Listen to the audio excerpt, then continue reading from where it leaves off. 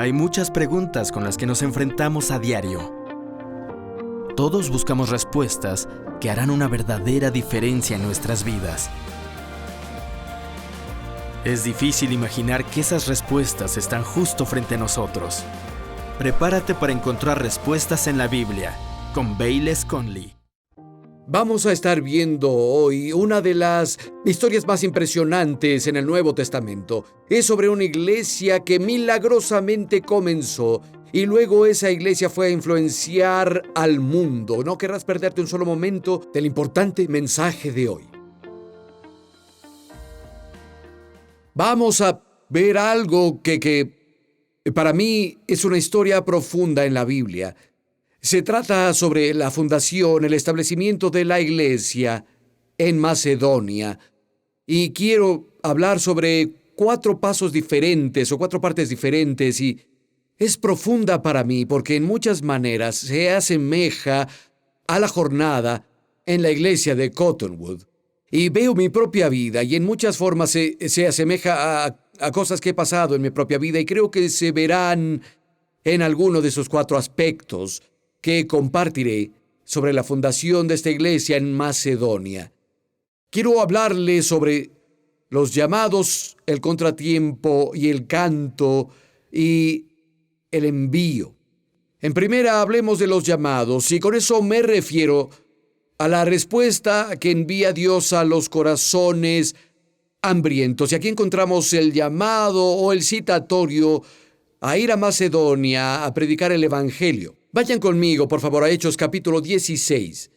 Hechos 16, quiero comenzar en el verso 6, Hechos 16 y 6.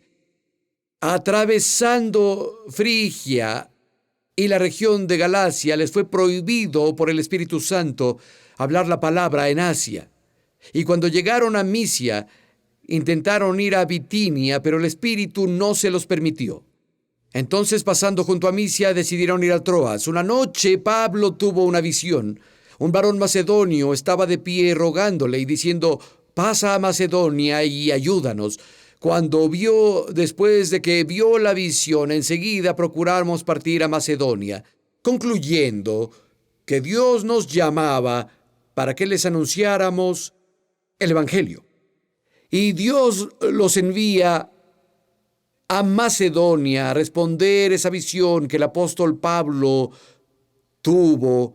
Y, ¿saben? Creo que necesitamos estar disponibles para Dios y decir: «Dios, aquí estoy, envíame». Alguien dirá: si tuviera una visión, iría. No tienes que tener una visión. ¿Saben? Hay muchas otras pistas del Espíritu Santo en esa historia que no son tan espectaculares, pero sí son sobrenaturales. Ellos querían ir a Asia, el Espíritu se los prohibió. Intentaron ir a Bitinia, el Espíritu no se los permitió. Ahora pienso que si hubiera habido una visión aquí, la habrían registrado, pero no. No creo que fuera una declaración profética, la habrían registrado. Creo que fue mucho más sutil. Tal vez cuando ellos se empeñaron en ir al área, las puertas de las circunstancias se cerraron y discernieron que Dios estaba cerrando la puerta. O tal vez ellos fueron a otra área y la paz se les fue como un ave. Saben, la Biblia dice: todos los caminos de la sabiduría son paz. Es una de las principales formas en la que Dios nos guía. He tomado algunas de las decisiones más importantes en mi vida basado en la paz. Con nada más.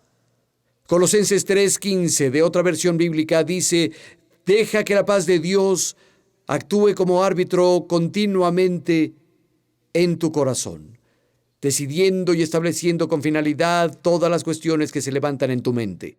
¿Qué hace un árbitro? Un árbitro dice: no, está fuera, no, eso es justo, sigue adelante. Y algunas veces cuando oramos sobre algo o vamos en cierta dirección, tenemos paz en nuestro corazón. El árbitro dice: sigue adelante.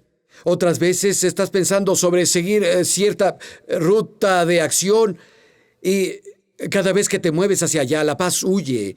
El árbitro está decidiendo. Y dices: mejor que pares, mejor piénsalo bien. Y creo que Dios puede guiarnos en maneras que no son necesariamente espectaculares, pero de todas formas son sobrenaturales. Recuerdo con el campus de Sausalito. Finalmente conseguimos un banco que quisiera prestarnos $2 millones. En ese tiempo era absolutamente astronómico para mí. Y francamente sentía pánico por eso. Estaba pensando, Dios, si esto no funciona, ellos no podrán encontrarte, pero saben dónde vivo. Y tenía que ir al banco al día siguiente a firmar los documentos y estaba aterrado. Oré fervientemente por eso, fui a dormir esa noche, en la mañana desperté, tenía una paz tangible. Fui directo al banco, firmé los documentos. Sabía que Dios me estaba hablando. No creo que requiramos más que eso. De hecho, esto podría ayudarte. Sabes, la decisión más importante que vas a tomar como ser humano es la decisión de aceptar a Cristo y ser salvado. Esa decisión hace la diferencia entre el infierno y el cielo, entre una eternidad con Dios y una eternidad separado de Él. ¿Cómo Dios nos deja saber que entendemos bien? La Biblia dice, el Espíritu Santo da testimonio a tu espíritu de que somos hijos de Dios, que somos los hijos de Dios. Es un testimonio interno. Él no envía ángeles a abrir un pergamino y tocar trompetas. No es a través de una visión, no es a través de una declaración profética. La decisión más importante que tomarás como ser humano, la que va a tener mayor impacto en tu vida, la única forma en la que Dios te deja saber que vas bien, es con un testimonio interno. ¿Por qué requeriríamos más para decisiones menores en la vida? Saben, no pasé mucho tiempo en este mundo en las otras reuniones, pero creo que alguien tal vez lo necesitaba. Vamos al verso 11. Leemos lo que dice: zarpando pues de Troas, navegamos directamente a Samotracia, al día siguiente a Neápolis y de ahí a Filipos, que es la primera ciudad de la provincia de Macedonia y una colonia. Estuvimos en aquella ciudad algunos días. Ahora, esta frase, navegamos directamente, es de hecho un término náutico en el lenguaje griego, significa correr con el viento. Y casi parece que cuando llegaron a la voluntad de Dios y el propósito de Dios y al ir en el camino correcto, incluso la naturaleza comenzó a cooperar con ellos y los aceleró. Pero dicho eso, saben, les llevó 2 días hacer ese viaje de Troas hasta Macedonia y luego a Filipo. Pero pueden leerlo en Hechos capítulo 20, creo que es el verso 16. El mismo viaje les llevó 5 días, más del doble de largo. El punto, a veces cuando estás en los negocios del rey, el viento está a tu favor. Otras veces cuando estás en los asuntos del rey, el viento está contra ti. Solo necesitas asegurarte de estar en los asuntos del rey. Y llegarás si no renuncias. Algunos de ustedes tienen el viento a su favor, celebran y regocijan. Otros parece que el viento está en contra de ustedes. Celebra y regocíjate. Solo lleva contigo lo que Dios te dijo que hicieras. Ahora, ellos fueron discretos unos días y observaron las cosas. Y luego en el verso 13... un sábado salimos fuera de la puerta junto al río, donde solía hacerse la oración. Nos sentamos y hablamos a las mujeres que estaban ahí. Entonces una mujer llamada Lidia nos oyó, vendedora de púrpura de la ciudad de Tiatira, que adoraba a Dios. El Señor le abrió el corazón para atender a lo que Pablo decía, y cuando fue bautizada junto con su familia, nos rogó diciendo: si han juzgado que yo sea fiel al Señor, vengan a mi casa a hospedarse, y ella nos persuadió. Ahora, el método normal de Pablo de operación a cualquier pueblo o ciudad a donde iba, él entraba en la sinagoga y razonaba de las Escrituras que Jesucristo era el Mesías. Pero se necesitaban 10 hombres judíos para formar una sinagoga. Si había menos de 10 hombres judíos en la ciudad, lo que hacía era ir a la ribera del río y leían las Escrituras y adoraban ahí. Ni siquiera había 10 hombres judíos en la colonia romana de Filipos. De hecho, solo había mujeres. Entonces él va a la ribera, las mujeres están ahí leyendo las Escrituras, etcétera, y les predica a las mujeres. Y Dios abre el corazón de Lidia, y luego Lidia abre su casa a ellos. Y saben, es la manera de Dios. Cuando el corazón está abierto, las manos se abren. Ahora, Un pensamiento interesante. Lidia es una vendedora de púrpura de Tiatira. Pueden leer en los numerosos recuentos de la historia romana antigua y dicen que había un gremio de teñidores de tela en Tiatira. De hecho, había un molusco particular ahí de donde sacaban la tinta púrpura y ellos incluso teñían ropas de la realeza. Eran muy, muy valorados.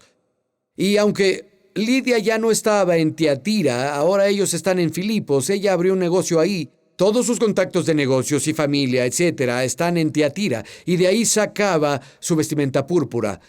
¿Saben dónde está Tiatira? Si ven el mapa, está exactamente en el medio del lugar a donde Pablo intentaba ir cuando el Espíritu Santo se lo prohibió. Verán, Dios está haciendo un plan. El Evangelio será llevado allá, pero será llevado con Lidia a través de sus contactos de negocios. Verán, nadie puede hacerlo todo. Nadie puede estar en todo. No puedes cubrir todas las necesidades. No puedes estar en todas partes, pero puedes hacer tu parte. Y si haces tu parte, Dios se asegurará de que todas las otras partes se hagan, incluso las partes que te preocupan. Pablo quería ir ahí. Dios dijo, no, tengo otros planes para eso. Y si tú haces tu parte, todo va a trabajar para bien. Y entonces el Evangelio terminó ahí de todas formas. Esto no fue poca cosa. La ciudad de Filipos, llamada así por Felipe de Macedonia, el padre de Alejandro el Grande, era una ciudad estratégica. Muchas batallas épicas y batallas estratégicas se pelearon ahí porque ese pueblo de Filipos comandaba el camino entre Europa y Asia. Lidia fue la primera europea convertida. Y algunos historiadores seculares apuntan a la conversión de Lidia y se refieren a su conversión como el punto de cambio de la civilización occidental. No es algo pequeño. Ella fue la llave de Dios para alcanzar a la ciudad y la llave de Dios para abrir la puerta a todo un continente. Dios sabía que era grande, y creo que el diablo sintió que algo pasaba. Entonces llegamos a la segunda cosa de la que quiero hablar, es el contratiempo. Primero están los llamados, luego el contratiempo. Verán, el diablo nunca cede terreno sin pelear. Ni en tu vida personal, ni en la vida de la iglesia. Vayan conmigo, por favor, al verso 16. Pasó mientras íbamos a la oración. Nos salió al encuentro una muchacha que tenía espíritu de adivinación, la cual daba gran ganancia a sus amos adivinando. Esta, siguiendo a Pablo y a nosotros, gritaba: estos hombres son siervos del Dios Altísimo. Ellos les anuncian el camino de salvación. Esto lo hizo por muchos días, hasta que, desangrando a Pablo, se volvió él y dijo al espíritu: te mando en el nombre de Jesucristo que salgas de ella. Y salió en aquella misma hora. Es el primer intento y el más peligroso del diablo para desviar la obra de Dios e intentar hacer que las personas de Dios formen una alianza con Él, que se comprometan con Él. Saben, hasta este punto, solo las mujeres han escuchado el mensaje del Evangelio aquí en Filipos, pero muchos hombres están escuchando a esta divina. De hecho, tenían un lugar prominente en esta sociedad. Los generales no iban a la batalla sin un buen presagio de ellas. El diablo debe haber dicho: miren, tal vez su espíritu está mal, pero al menos lo que dice es correcto. Lo que dice es 100% correcto. Ellos son siervos del Dios Altísimo, nos muestran el camino a la salvación. ¿Por qué no dejan que ella los represente? Pueden conseguir a los hombres también. Y Pablo, a través de eso, echa fuera al diablo de esta chica, y Satanás se refiere a su segunda y única otra táctica. Cuando no formamos una alianza con él busca antagonizarnos. Los amos de la chica esclava vieron que sus ganancias se habían ido, ahora que este espíritu malvado había sido echado de ella, y causaron un tumulto y dijeron: miren, estos hombres nos están intentando forzar a seguir costumbres que no son legítimas para nosotros. Los magistrados de la ciudad se levantan, les desgarran las ropas, los golpean con varas, los entregan al carcelero y dice: pónganlos en prisión, los pone en un calabozo y asegura sus pies con grilletes. Y ahora están ahí, parece que nada está funcionando para ellos. Sus espaldas están laceradas y sangrando, tienen moretones, fueron humillados. Solo algunas personas han respondido al Evangelio. y parece que nada está funcionando en absoluto, un contratiempo. ¿Saben? El diablo podrá tener éxito en retrasar tu bendición, en retrasar lo que sientes que Dios te llamó a hacer, pero finalmente no puede negarlo si tú te niegas a renunciar. De hecho, déjenme ponerlo así. El diablo no puede al final de cuentas negar lo que Dios te prometió. Sí, y repito, sí. Toca a tu vecino y dice, y si tú sigues con tu canto, y esa es la tercera cosa, tienes que seguir con tu canto, adorando a Dios a medianoche. Retomamos el verso 25, vayan conmigo, por favor. Verso 25 dice, pero a medianoche, orando Pablo y Silas, cantaban himnos a Dios, y los presos los estaban oyendo.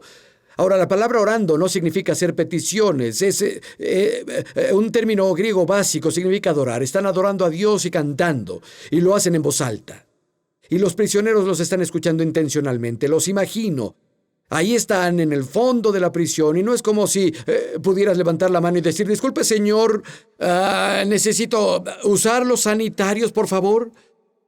No, ellos no te quitaban las cadenas. Era un lugar sucio, apestoso, asqueroso y vil. Y estaban sangrando, tenían moretones, fueron humillados. ¿Y qué están haciendo?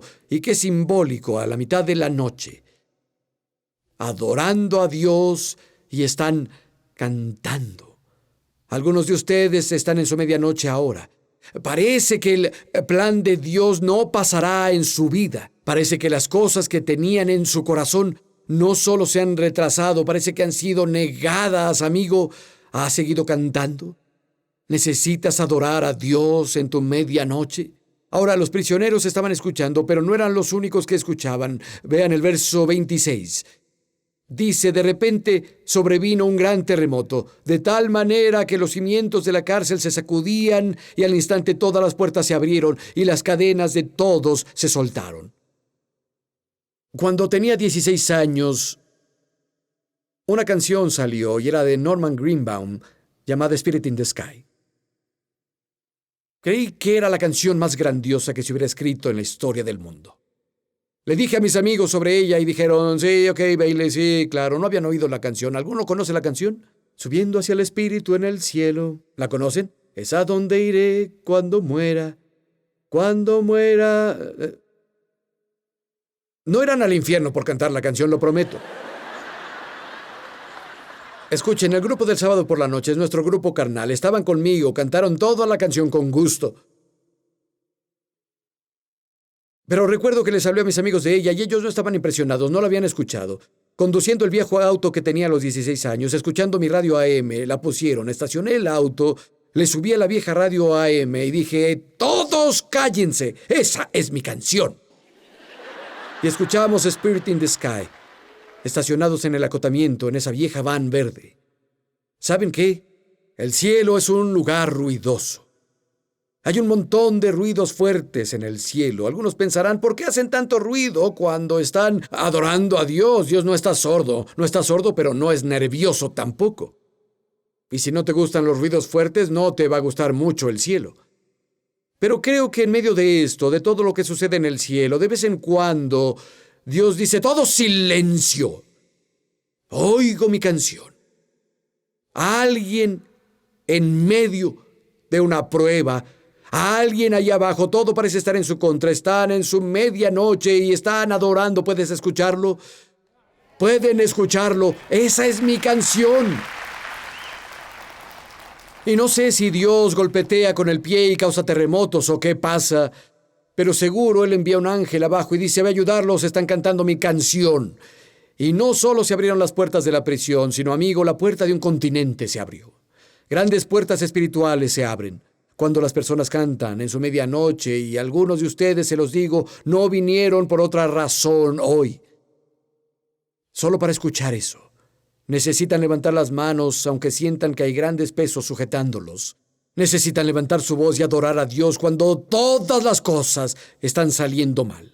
Adórenlo. Eso cambiará las cosas. Francamente, hay algunas circunstancias de las que la única forma de salir de ahí es adorando al hacerlo. Y hay algunos lugares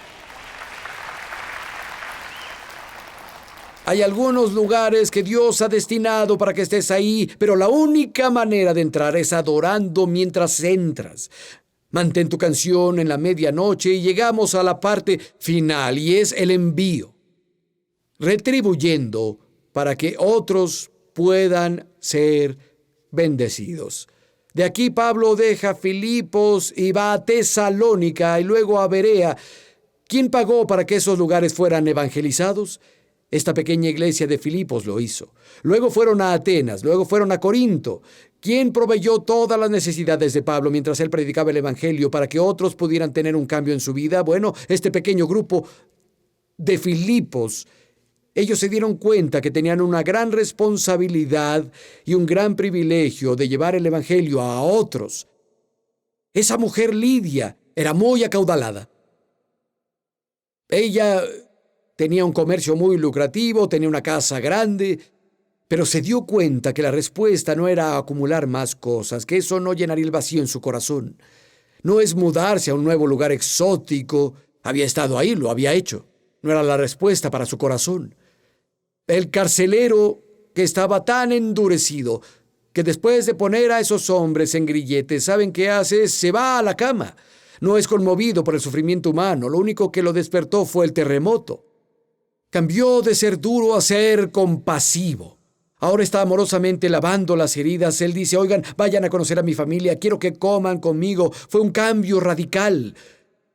Y me gustaría pensar que aquella chica poseída por un demonio, que estaba sujeta por poderes oscuros, quien fue liberada en el nombre de Jesús, que quería que otras personas experimentaran la libertad que ella experimentó. Y como ellos habían tenido esta nueva vida en Cristo, querían que el mensaje del Evangelio se expandiera y apoyaron a Pablo a donde sea que fuera. A partir de ese día, apoyaron su ministerio. De hecho, vayan conmigo, 2 de Corintios 11, por favor. Cuando Pablo fue a la gran metrópolis próspera de Corinto a compartir el Evangelio, vean lo que dice, 2 de Corintios 11, verso 7. Pequé yo, humillándome a mí mismo para que fueran enaltecidos, por cuanto les he predicado el Evangelio de Dios gratis. He despojado a otras iglesias, recibiendo salario para servirlos a ustedes. Y cuando estaba entre ustedes y tuve necesidad, a ninguno fui carga, pues lo que me faltaba, los hermanos que vinieron de Macedonia lo suplieron.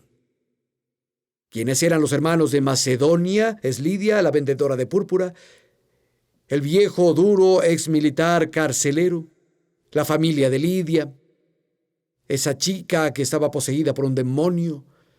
¿Quieren saber cómo la gran ciudad de Corinto tuvo una iglesia establecida ahí? Fue ese pequeño grupo de Macedonia.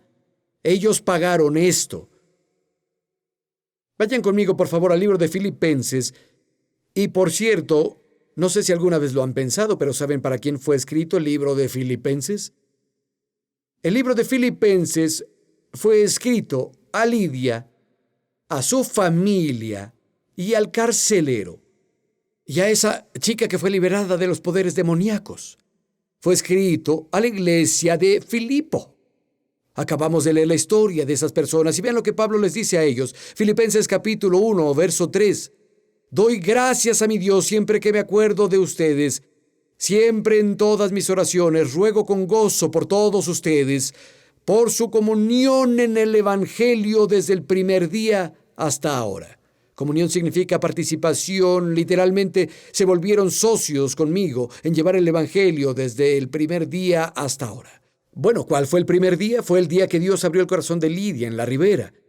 Y luego Lidia abrió su casa. Desde ese primer día, ellos apoyaron la obra del Evangelio. Y vean lo que Pablo dice en conexión con eso. Lo leemos en los versos 6 y versos 7.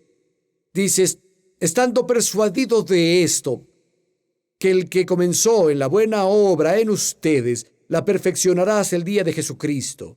Y es justo que yo sienta esto de todos ustedes, porque los tengo en el corazón y en mis prisiones, y en la defensa y confirmación del Evangelio. Todos son participantes conmigo de la gracia. En el lenguaje original dice, son participantes conmigo de mi gracia. Hay al menos 2 versiones que conozco que traducen el verso de esa forma. Piensen en lo que Pablo está diciendo. Por su comunión con el Evangelio, son partícipes de la misma gracia que Dios puso en mi vida. ¿Cuántos piensan que había una gracia muy especial en la vida del apóstol Pablo? Sí, ellos eran partícipes de esa gracia. La gracia de Dios tiene varias manifestaciones. La paz es llamada una faceta de la gracia de Dios.